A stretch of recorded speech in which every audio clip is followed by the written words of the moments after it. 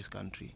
And that is why also the fact that you've always been there and you fulfilled your own bargain or your own part of the bargain, we decided we must also not remain wanting in our own. And that is why we thought we needed to come to Gamcel, hand over the NACOM flag to you so as to show our own appreciation of your efforts towards the development of young people of this country. Gamcel officials spoke of their delight of becoming the first recipient of the flag, promising to once again support the event. Gamcel, according to the company's general manager, has in the past supported and will continue to associate with such events aimed at empowering Gambian youths. And I want to give you the promise on behalf of the managing director and the entire management team that the relationship will continue forever. As long as youth development and sports is concerned, we are here, knock at our door anytime, anywhere, we'll have our support. Thank you. 24 hours later, the flag left Gamcel head office along the Mamadi Manjang Highway for the capital city Banjul, where the flag was handed to Social Security and Housing Finance Corporation, another key partner of the Youth Conference.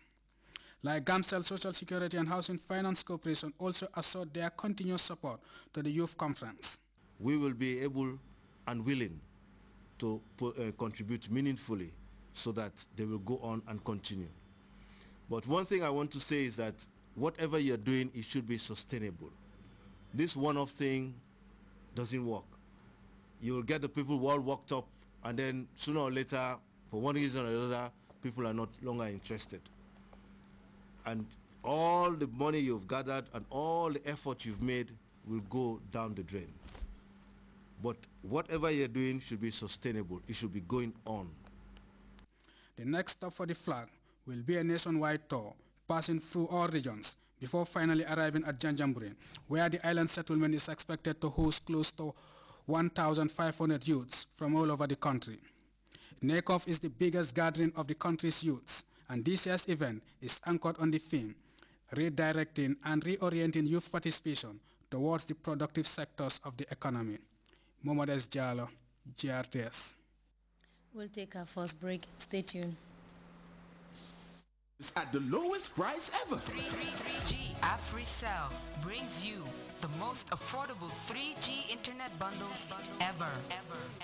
Get your AfriCell Extreme 3G internet service for as low as $15 is only. AfriCell 3G bundles starting from 50 megabytes up to 12 gigabytes. 12 gigabytes bundle for a tariff as low as 5 buttons per megabyte. And all bundles are valid for 30 days. AfriCell Extreme 3G service for as low as $15. To subscribe, please dial 120 and choose from the available 3G bundles. For more info, call 113. AfriCell Extreme 3G service. For as low as 5 buttons per megabyte, stay connected to AfriCell's 3G network. AfriCell. When we say Extreme 3G, it is truly extreme.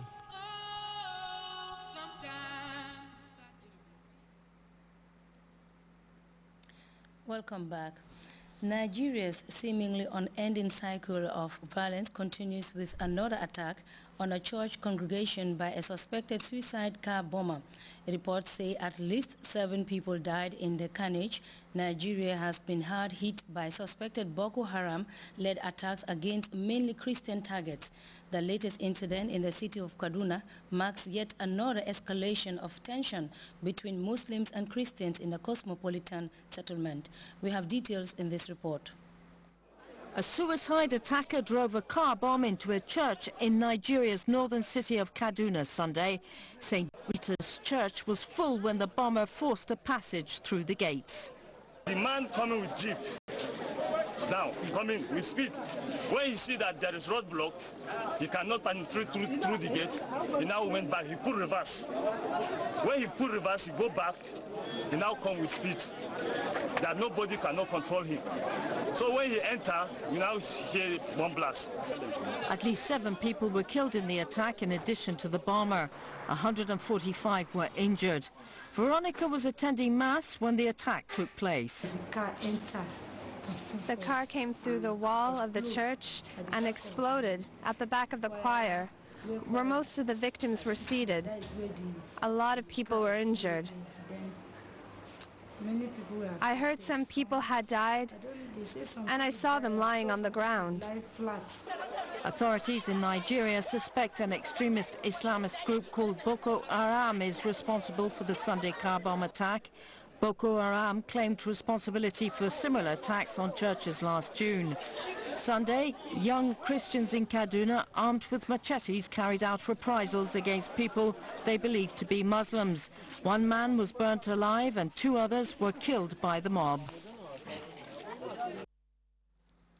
Members of Lebanon's March 14th movement have organized a mass rally in the capital Beirut.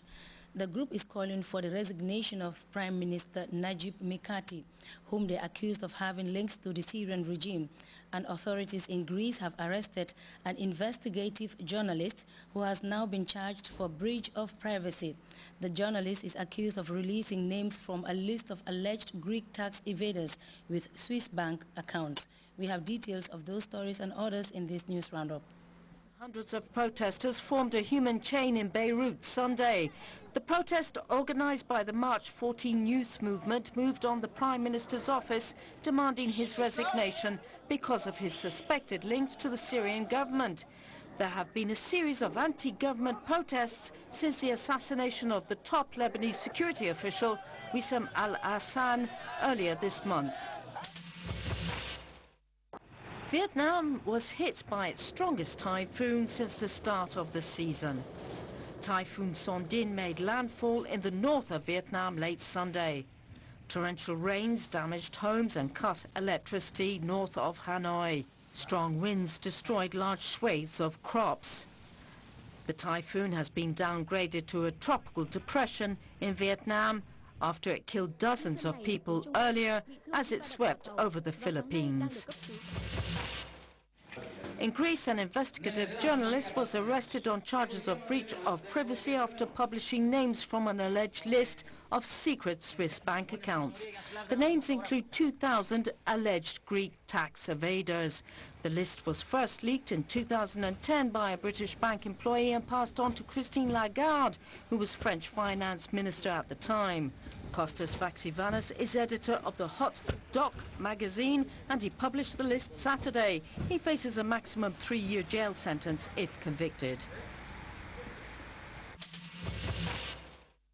In Argentina, 25 people, including 7 security guards, were hospitalized Sunday after violent brawls at the Monumental football stadium in Buenos Aires.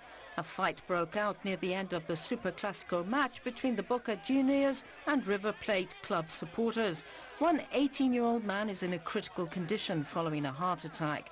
The other people involved in the fights are out of danger. The football match ended in a draw 2-0. Hurricane Sandy is bearing down on the east coast of the U.S. with fury and devastation. But for many of Central America's Caribbean islands, it is a moment to count the cost of the storm. Sandy killed more than 60 people as it tore through the region, and most of the deaths occurred in Haiti and in Cuba's second largest city. The situation remains dire. CNN's Patrick Upman reports from Santiago. The day we meet Christopher, he turned 3 months old, a happy and lucky baby. Lucky to have survived the hurricane that laid waste to his hometown of Santiago de Cuba. His mother, Yunaika, tells us Hurricane Sandy took everything from them. The roof started coming off. My house is made of wood, and then a tree fell and collapsed on the front of the house. Yunaika takes us to see where her home was. When Yunaika's house came crashing down around her, her neighbors had to come in and pull her out from underneath the rubble and underneath this tree. She says if they hadn't, she and her baby probably wouldn't have survived the storm. But the storm left holes in her roof, and she, her baby, and her mother are now homeless. I don't have the money to fix my home. I am hoping for help from the government. Where am I going to live with my baby? In the street? It is a question you hear all around Santiago, where Sandy's punishing winds stripped government propaganda from buildings, blocked streets with telephone poles, left a 1950s Buick needing a new windshield. The storm here killed at least 9 people and damaged thousands of homes. Nearly everyone is hard hit. 9-year-old Caitlin tells me.